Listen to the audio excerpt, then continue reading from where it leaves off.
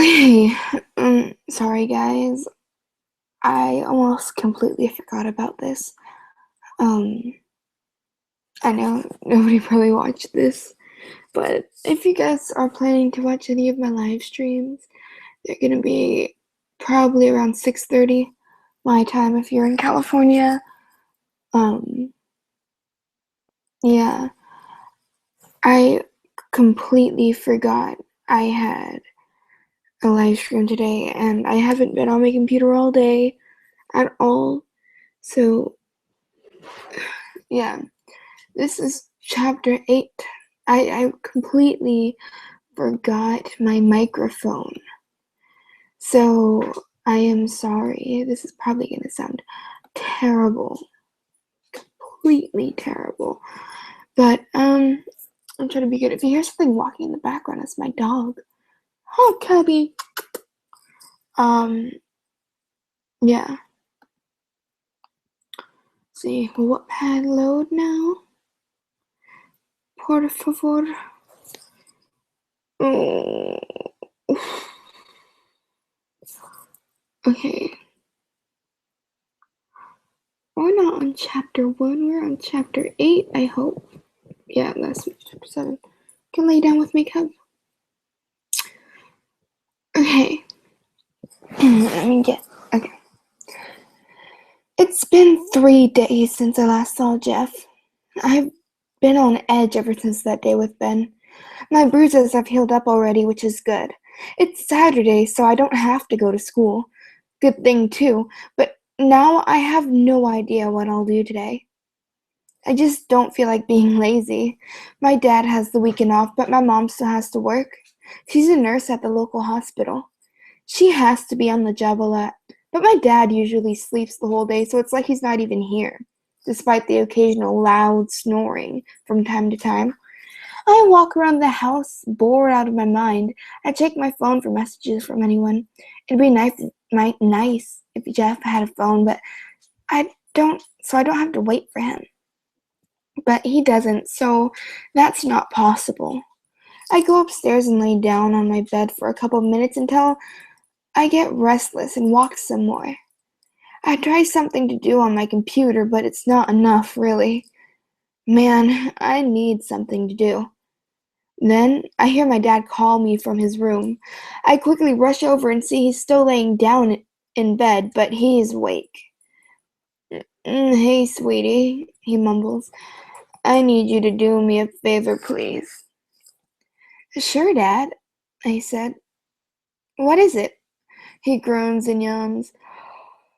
Your mother wanted me to get some groceries today, but as you can fully see, I am not capable of going, so I want you to take my car and drive to the store.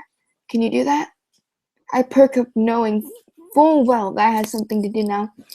Yeah, of course, Daddy, I said. He smiles slightly and says, Thanks, baby girl.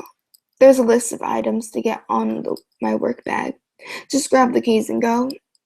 Get only what's on the list, okay? There's some money on the nightstand, which should be enough for what we need. I nod and grab his keys and the money. Thank you, he mumbles, and before I could say you're welcome, he's already asleep, snoring like an animal. I smile and walk downstairs. I grab the grocery list in a jacket. I head for the front door and go to start my dad's car. I'm 16 already, so I already know how to drive. I just don't do it that often, so this is the first time in a while, but I still know how to drive well. I get in the car and start it up. I back out of the driveway and head for the store. It's a pretty mellow day today. The tree leaves are already starting to change the color instead of its usual green shade.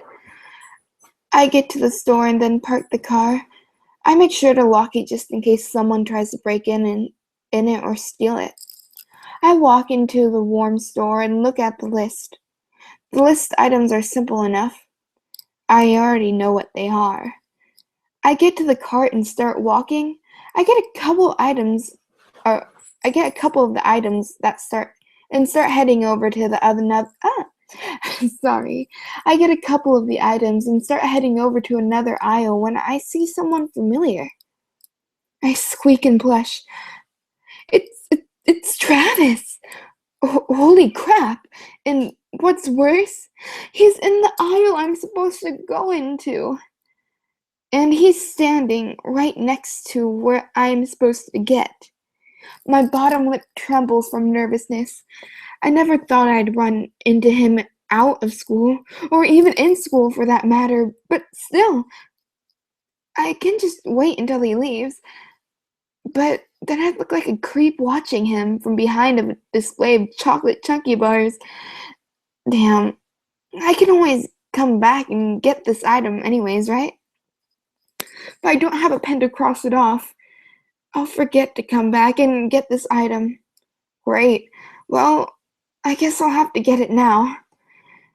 I go into the aisle and park my cart behind him on the other side and get ready to grab what I need. I count to 3 and start to run for it. I quickly go to his side and grab for what I want, but I didn't even get close. Hey, I heard Travis. I remember you. Hi there. I whine to myself for not being quick enough. I look at him and say, hello. He gives me a gentle smile and I blush. What does he have? Why does he have to do this to me? So, how's it going? He asked. I hesitate to say anything. Um, I start, good thing. I start, good. Things are going well. How about you?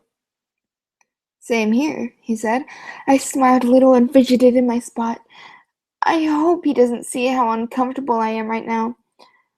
Hey, I said, did your cousin notice the hairpin you stole from her?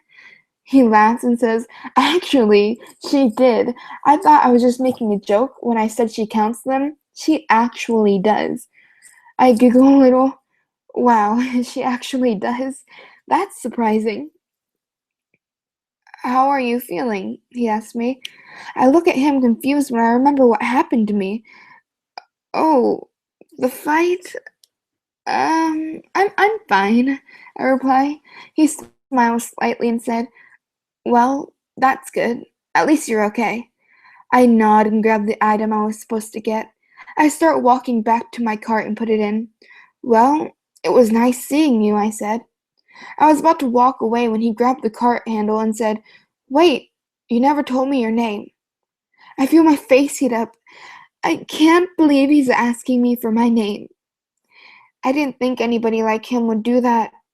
I take a deep breath and then say, my name is Elizabeth. Elizabeth Umber. Travis smiles and says, thanks, Elizabeth. Can I ask you something else? I nod and he says, mind if I have your number? I admit it. I completely lost it inside. My conscience screamed, jumped, rolled, and wiggled like an idiot inside. On the outside, I stayed perfectly calm. I don't have a word. Fear. I don't say a word. Oh, sorry. I don't say a word.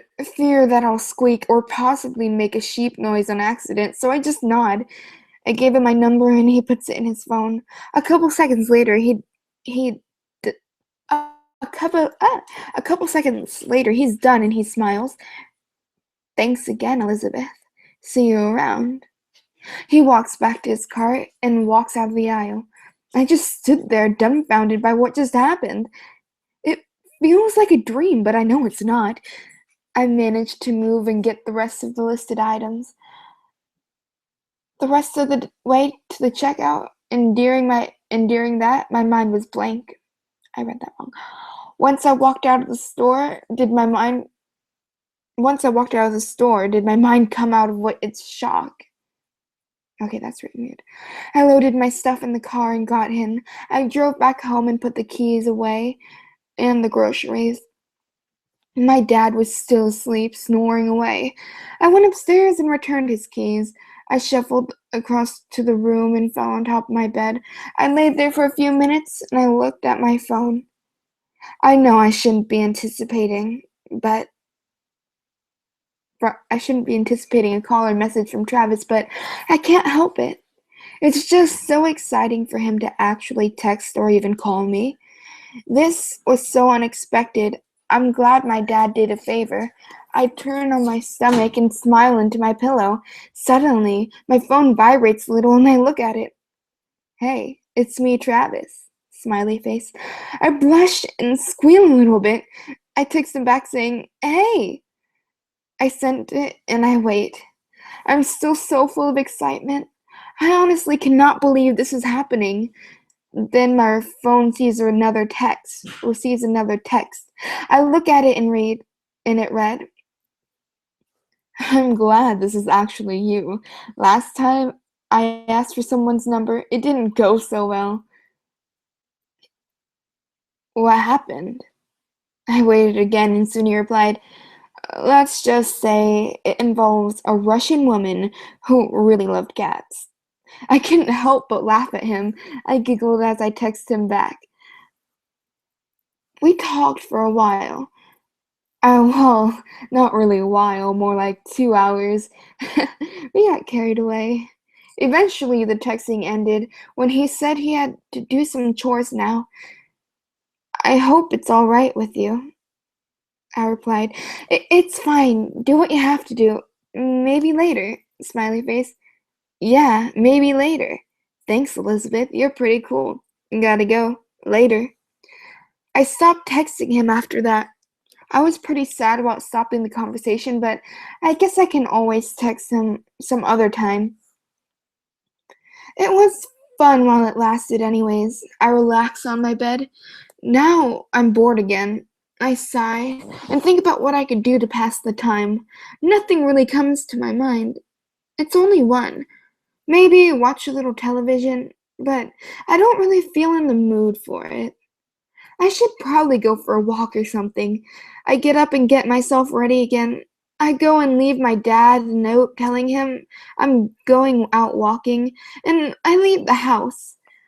I walk to the local park. It's pretty cold outside, and I'm shivering a little already. There's barely anyone outside. No children playing in the yards, no joggers, no bicyclists, nothing out on the sidewalks. I think it's fine. I'd rather walk alone like this, even though beings like Ben and Jeff could come and try to take me, or maybe those other people could come and capture me before anyone else does. Either way, I'm not worried at all about something that will happen to me out here. It's not like I'm in a forest. I'm out taking a stroll on the sidewalk. I see a park a couple of blocks away and smile. I get there and barely any people are here. Some couples, kids, and full families are here, but very few. I walked along the park's gravel path, hearing the pebbles crunch under my shoes. It was calming. The park was quite relaxing, actually.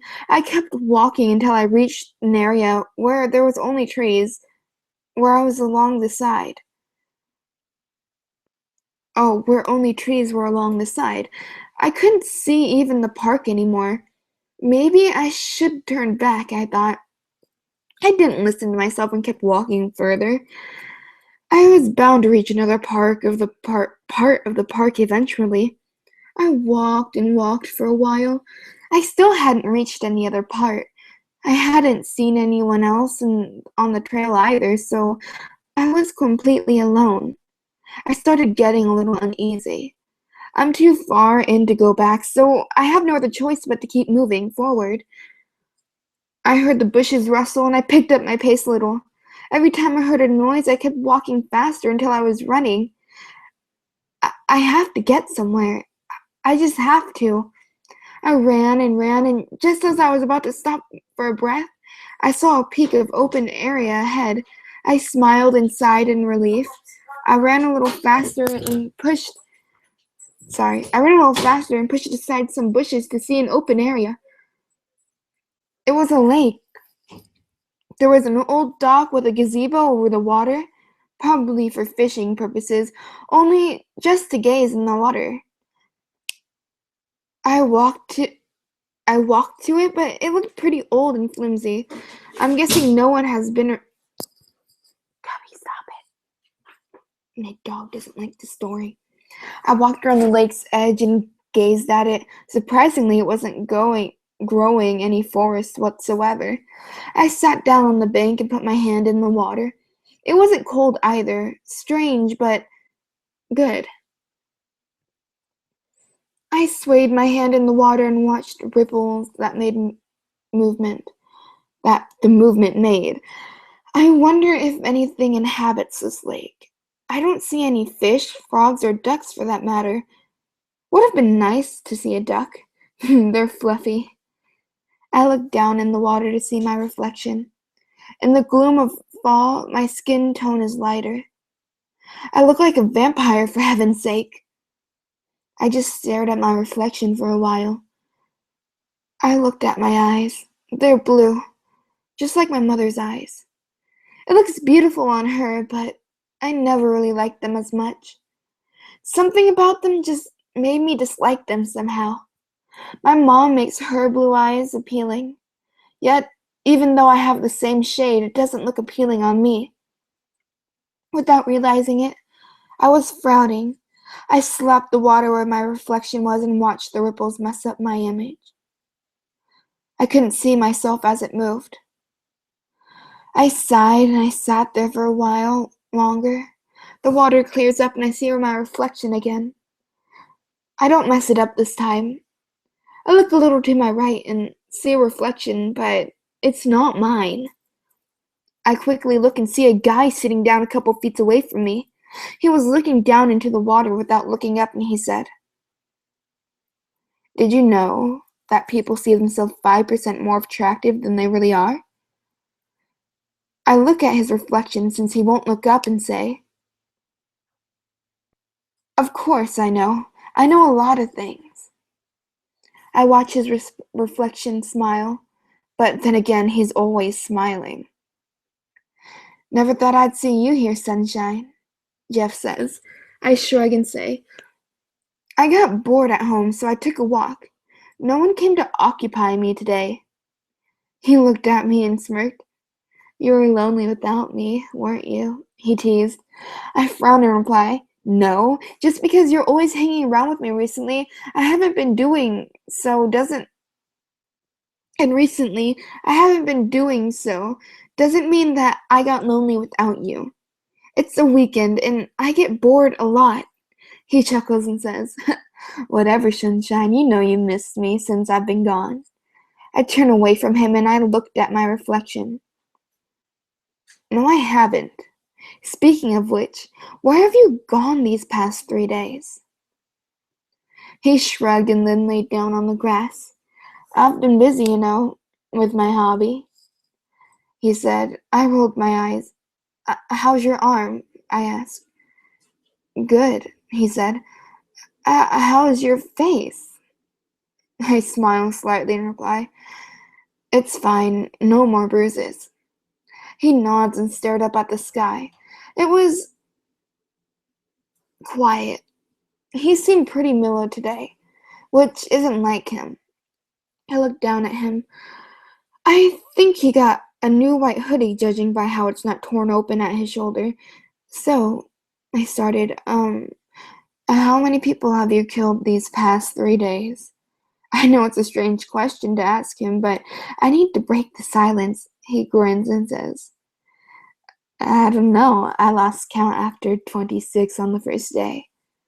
I gave him a look and he shrugs. "Not my fault. I crashed a couple of slumber parties." "Don't you do anything else other than kill people?" I asked him.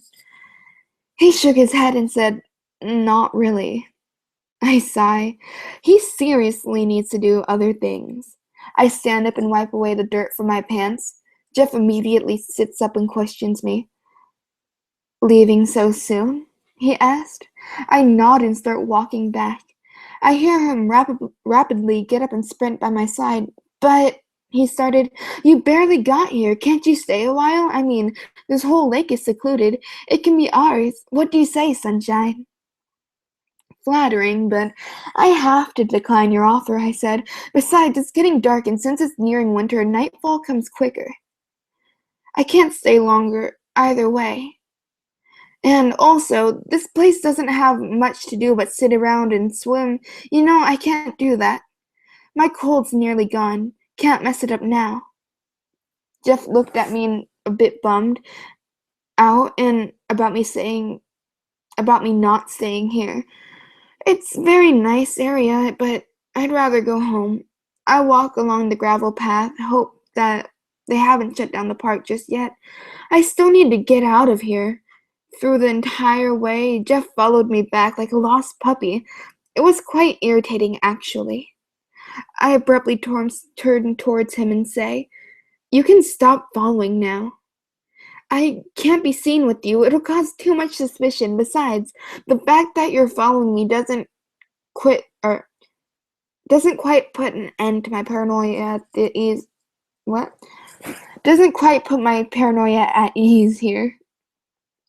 He laughs out loud.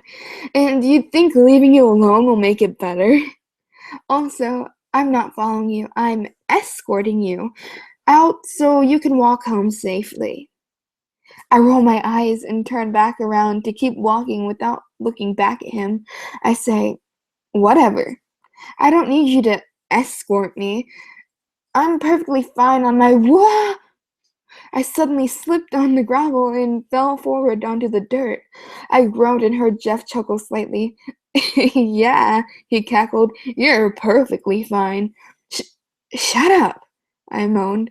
I picked myself up and glared at him. "Well, thanks for helping me up," I said. "What a gentleman you are." "Thanks," he said. He's either trying to annoy me or he's just stupid, and he's totally obvious to my sarcasm. I roll my eyes at him and huff. "Hey, I'm not the klutz here," he said. "Don't get mad at me for that faceplant back there, sunshine." "Stop calling me that," I whined. He shook his head and smirked. I growled, "What's with the sudden nickname anyways? Why do you call me Sunshine?" "'Cause I want to," he said. I groan and keep walking. I swear, he's so irritating. I heard him laugh and chime. Oh my god. Ellie, did you see that? I think I just saw two squirrels having sex. That's hilarious. I sigh. No, he's not irritating. He's just an idiot. I walked all the way out to the empty park and back home, his constant chatter and laughing. Sometimes he'd laugh for no reason, and sometimes he'd find squirrels doing it again. But I've learned a few things today. 1, squirrels have the tendency to do it when he's around, and 2, animals are pretty sexual this time of year as well. And 3, I'm kind of glad he's back considering his weirdness. I'm just glad. Okay. I don't know if I should read chapter 9. Let's just see how long it is. Go back. Go back. Let's see. How long is chapter 9?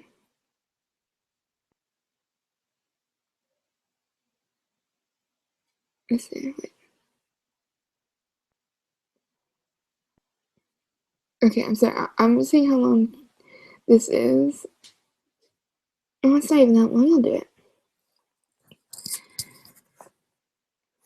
It's Sunday. I just woke up and I'm kind of groggy. I sat up and yawned. I looked at my desk and saw a note. It was from my dad. It said, "I had to go into work today, sweetie. I won't be back until later on tonight. You might even be asleep by then, so don't wait up. Make sure to make yourself some dinner, shower, and go to sleep early. Bye, honey." I sighed and put the note away. I walked out of my room, stretching to go to the bathroom. I fixed my hair and washed my face. I walked back and grabbed my phone before going downstairs and getting cereal. As I'm eating, my phone rings and I answer it. It was Ian. He doesn't usually call me or text me. When he does, he's just trying to scare me. I talk to him anyways and say, "Hello?" Elizabeth? Hey, we need to talk, he said. He didn't sound like he was teasing. He sounded serious, which concerned me. Okay, I said. In person, Elizabeth, he said flatly. I gulped and agreed for him to come over for a while. He hung up and I sat at the island counter in the kitchen finishing up my cereal. When I'm done, I put away my dishes and go upstairs to change into something decent clothes for Ian's arrival. I put on a t-shirt and some jeans and go back downstairs. A couple of minutes, I hear the doorbell ring and jog to the door.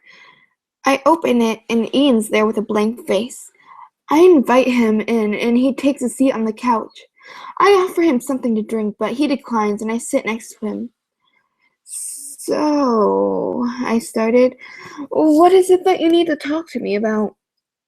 He scoffs and motions to my wrist. It's about my marks again. I sigh and ask, what about him? His expression turned stern and he said, look, those aren't regular marks.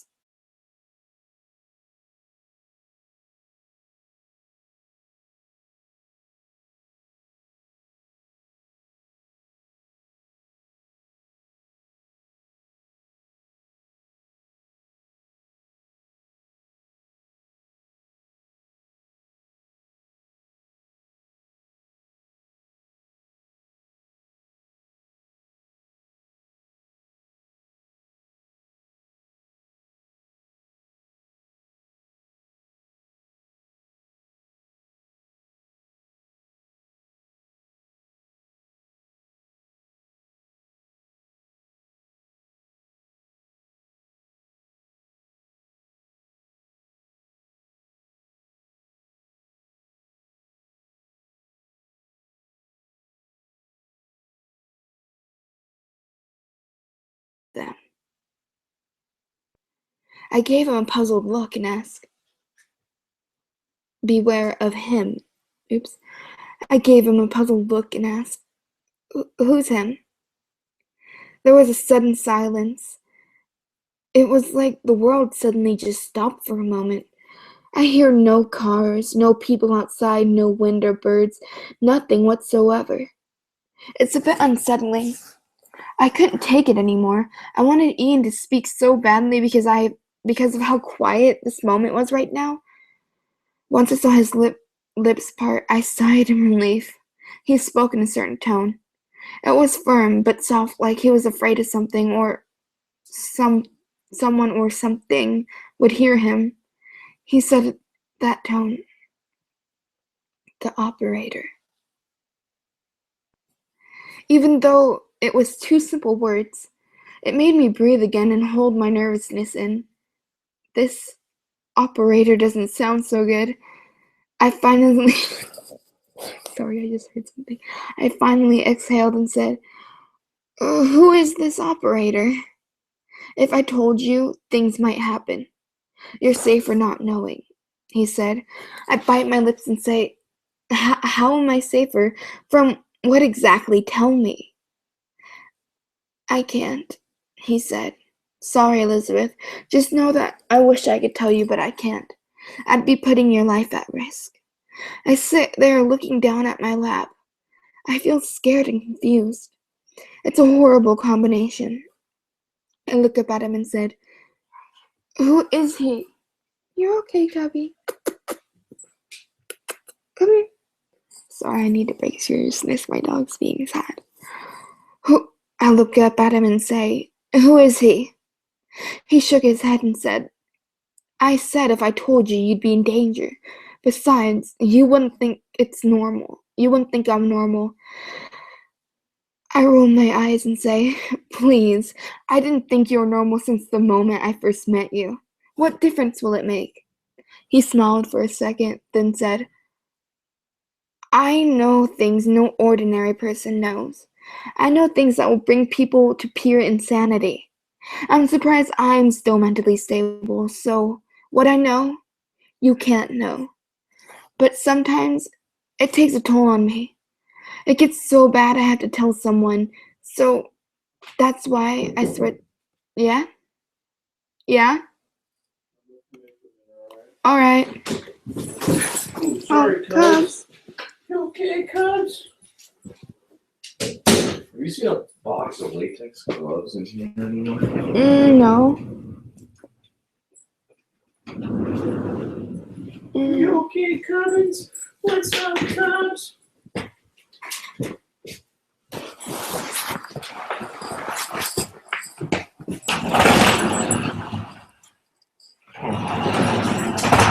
What did I do with them? What's up, Cubbies? Bubbles? Okay, Cubs.